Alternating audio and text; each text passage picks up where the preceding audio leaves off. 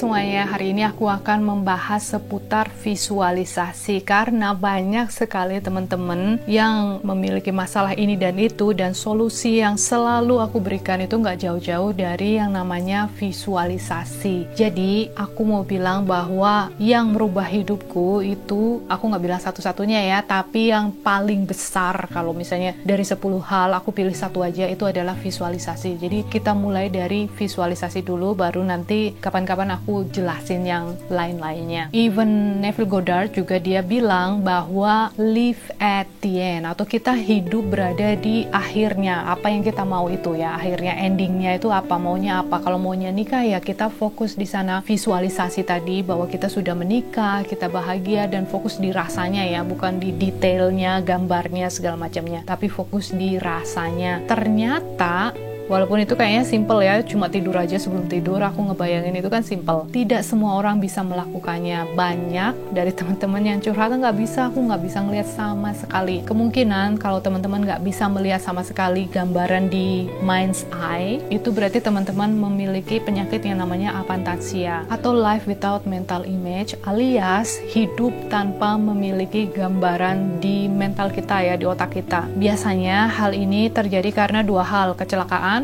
atau ada berkapur, third eye-nya itu dilapisi oleh zat kapur, zat-zat tertentu ya. Karena minumannya itu yang kita minum setiap hari itu mengandung zat tersebut. Aku nggak bisa sebutin karena mungkin nanti menyinggung pihak-pihak tertentu. Intinya ada di pasta gigi, ada di air, ada juga di makanan. Zat ini akan bikin third eye kita atau pineal gland atau mind's eye menjadi berkapur, tertutup. Jadi kita nggak bisa visualisasi secara mudah, gampang, nggak bisa ngelihat jelas banget apa yang harus dilakukan. Kalau misalnya teman-teman tidak pernah merasakan kecelakaan, ya ada tekniknya, yaitu detox ya. Nah, buat teman-teman yang memiliki penyakit ini, apantasia karena kecelakaan, berarti harus diganti metodenya. Jadi bisa menggunakan vision board yang gambar-gambar ditempel di tembok. Kalau misalnya malu ya gambarnya ditempel di buku aja. Kalau misalnya masih malu, takut ketahuan sama temennya, saudaranya, di HP aja nggak apa-apa. Nah, kemudian ketika kita melihat gambar-gambar itu, jangan cuma diliatin dan dikagumin aja ya, tapi lebih dihayati,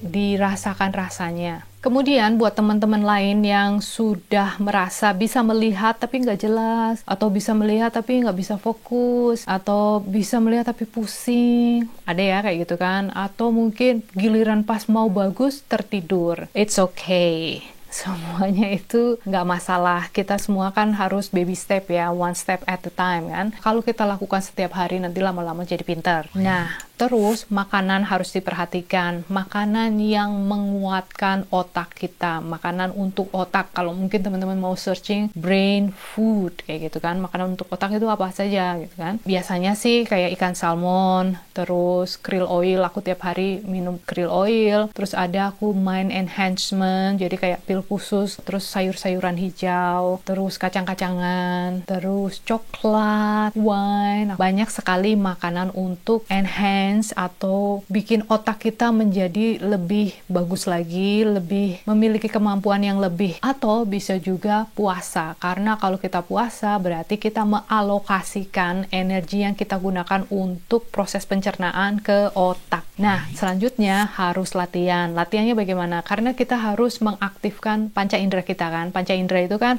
indera melihat, indera mencium, indera merasakan, terus mendengarkan, sama suhu ya yang ada di kulit atau tekstur kasar halusnya. Jadi cara yang dilakukan ada dua. Yang pertama, kalau teman-teman nggak males, lari keluar rumah, cari yang namanya bunga mawar atau bunga yang ada baunya di sekitar rumah kita aja. Cium baunya, terus diingat-ingat bentuknya, terus dipegang-pegang semuanya ya, sampai teksturnya dirasakan. Nah, kadang kita bisa, waktu kita cium bau, kita juga bisa merasakan. Biasanya rasa harum itu rasanya pahit.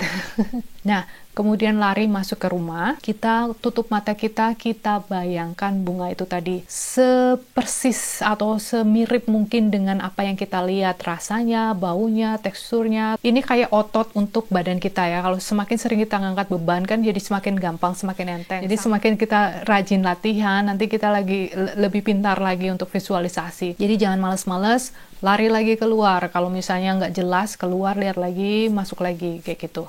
Nah, buat teman-teman yang mungkin tidak memungkinkan untuk lari keluar masuk, bisa menggunakan tangan. Jadi kita lihat tangan kita, perhatikan kerutannya, bintik-bintiknya, semuanya ya, teksturnya, kelembutannya, atau enggak.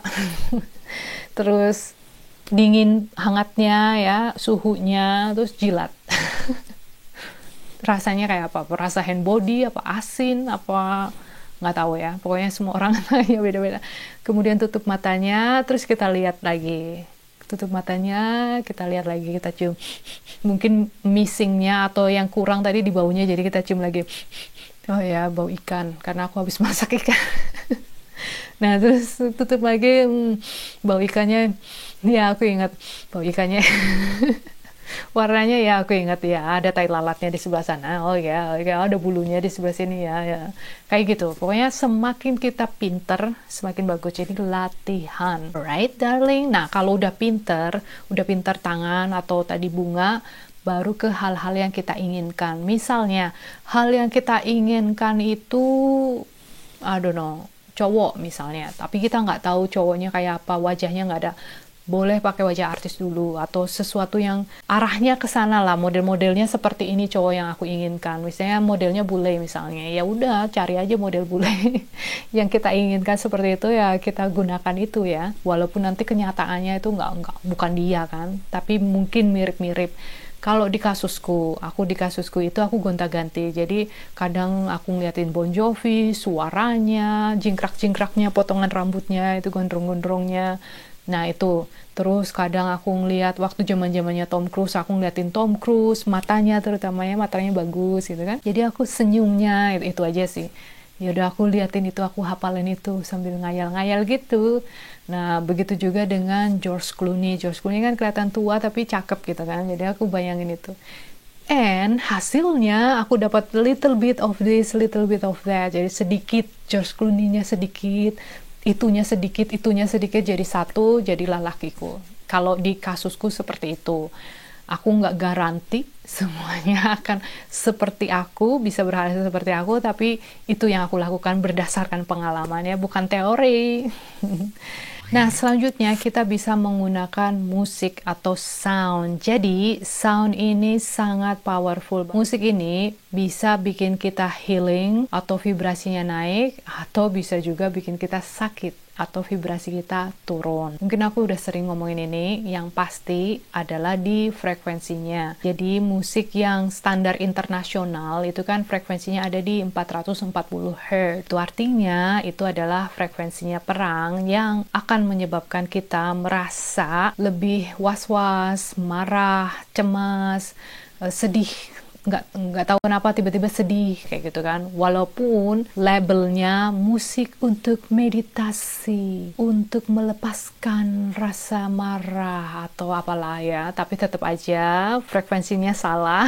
Manfaatnya tidak dapat. Jadi teman-teman harus hati-hati. Mungkin bisa pelajari seputar solfeggio frekuensi. Jadi frekuensinya itu lumayan banyak di sana. Yang pasti khusus untuk videonya Kunci Hidup kita menggunakan 432 Hz. Jadi 432 Hz ini dikenal sebagai healing music. Karena buat aku kan all about healing ya.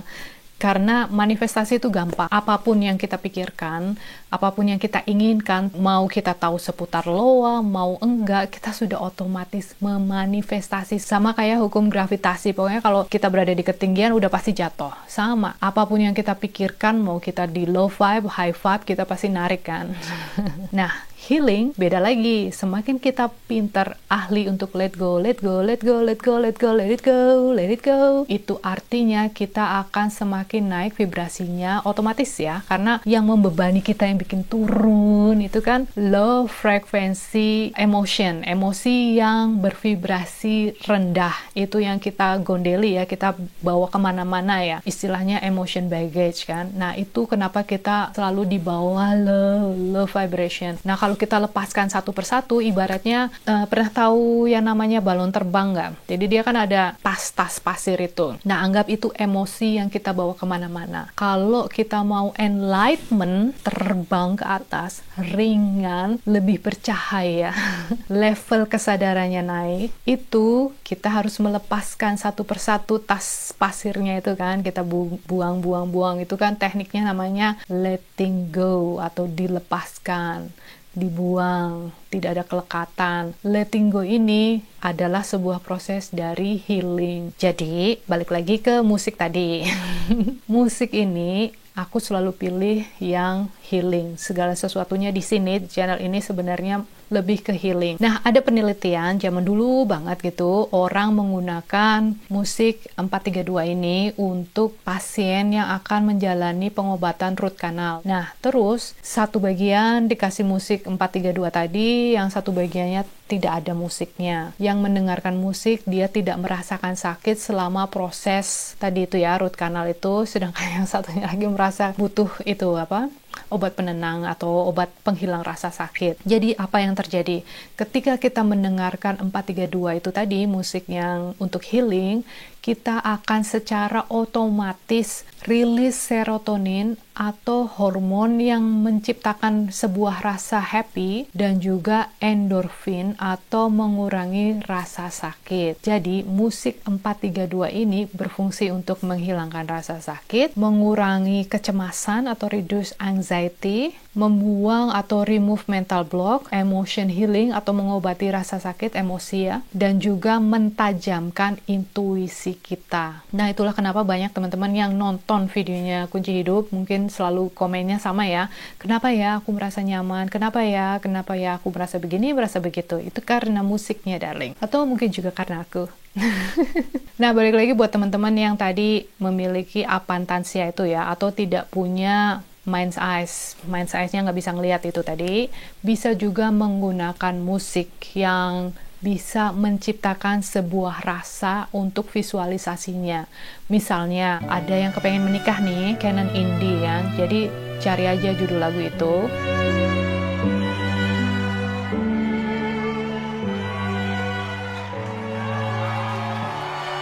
Atau lagu lain, misalnya yang pengen jadi miliuner, sesuatu yang kalau miliuner itu kayak apa sih? Rasanya, cara mereka jalan itu kayak apa sih? Kayaknya kan proud ya, bangga gitu. Terus kayaknya kan winner, feeling fulfillment ya, kayak merasa puas, merasa PD-nya gede. Terus ya udah cari lagu yang seperti itu. Jadi dia lebih beatnya dapet, terus lebih energi.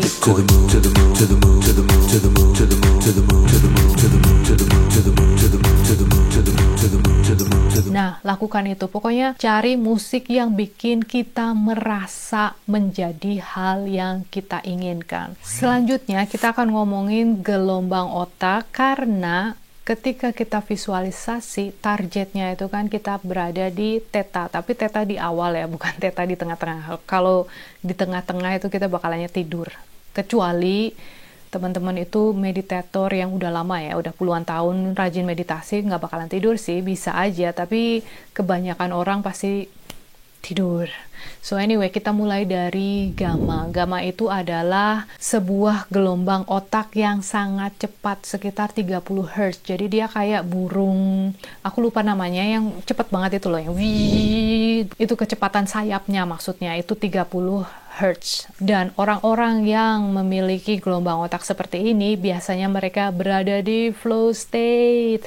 Nah, flow state itu apa ya? Flow state itu misalnya, kalau kita ngomongin pemain basket, olahraga itu, dia berada di flow state itu, dia bisa terbang, masukin gol, kayak gitu. Kalau kita ngomongin artis, pemain jazz music itu, dia, wah, pokoknya hilang deh, dia main deng deng deng deng deng deng deng deng, pokoknya kayak gitu ya, flow, going with the flow. Kalau kita ngomongin artis melukis itu, dia nggak ingat waktu, pokoknya semua goresannya, badannya, semuanya immerse, menjadi satu dengan keadaan tersebut. Kalau kita ngelihat olahragawan main ski itu, wah, dia berada di udara, terbang, jumping, terus landing dengan sempurna, tidak ada kecelakaan sama sekali. Semuanya buat dia itu kayak slow motion. Itu kalau ada di flow state itu, segalanya itu antara kalau nggak cepet banget, atau pelan banget. Gelombang otak selanjutnya itu adalah beta. Beta itu ya saat ini, saat aku ngomong sama teman-teman. Dia itu berada dari 30 tadi ke 12. Biasanya perasaan yang dirasakan itu alert atau siap-siap, siaga, dan juga anxiety dan full attention. Jadi antara itu, untuk bekerja sehari-hari, melakukan aktivitas, biasanya kita berada di beta. Nah, selanjutnya kita masuk ke alpha brainwave, dia itu sekitar 12 ke 8. Nah, biasanya di posisi ini kita akan merasa relax, nyantai, nonton TV, nonton YouTube, atau mungkin mainan HP kayak gitu ya. Nah, posisi ini otak kita mulai pasif, udah males mikir.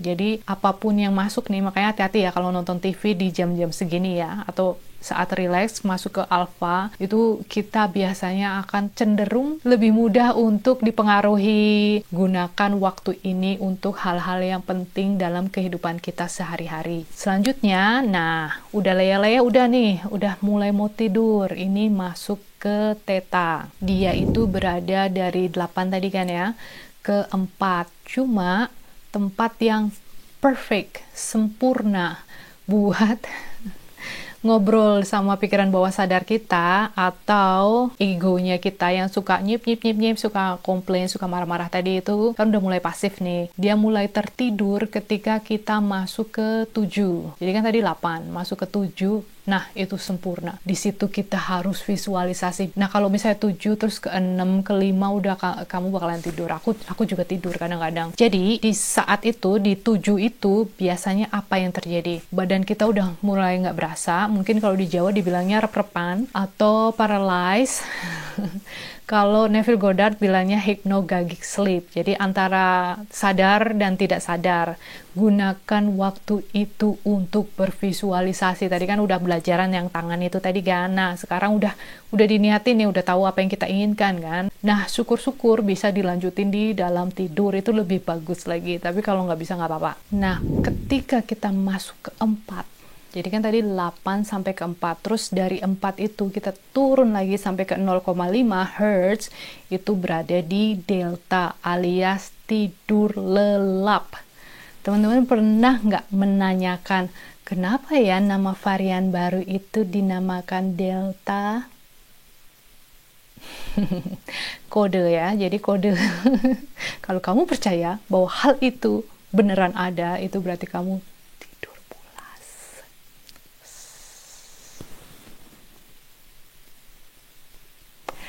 Anyway guys, aku punya audio yang khusus untuk visualisasi. Aku akan guide teman-teman dari mulai relaksasi sampai ke tempatnya. Jadi ibaratnya tuh aku nuntun teman-teman sampai ke theta. Nanti di theta itu aku kasih tahu kamu udah ada di theta sekarang. Terus aku diem dan itu saatnya, oh aku udah berada di tempat yang tepat ini. Oke, aku visualisasi apa yang aku inginkan. Aku bakalan diem. Aku nggak mau ganggu. Intinya aku cuma nuntun aja sampai ke tempat itu. Dan audio ini nanti teman-teman bisa lihat di bawah, klik di bawah, boleh dimiliki kalau mau aja ya, kalau butuh. Terus di sana aku akan menuntun teman-teman dari brainwave tadi beta sampai ke theta yang tepat ya. Jadi nggak bakalan tidur. Terus dia juga menggunakan frekuensi yang tepat atau untuk healing tadi itu, bukan 440 yang ada di pasaran atau standar internasionalnya kan begitu ya. Jadi kebetulan kita punya studio sendiri. Saat ini aku syuting di studioku atau studionya bapaknya anak-anak. Jadi semuanya kita bikin sendiri dari nol, from scratch. Nah, anyway, aku rasa videonya cukup sampai di sini. Kalau ada yang mau nanya, boleh menanyakan di Instagram karena kita bisa langsung ngobrol dan nggak perlu nggak perlu bayar. So anyway guys, thank you, I love you, and bye for now.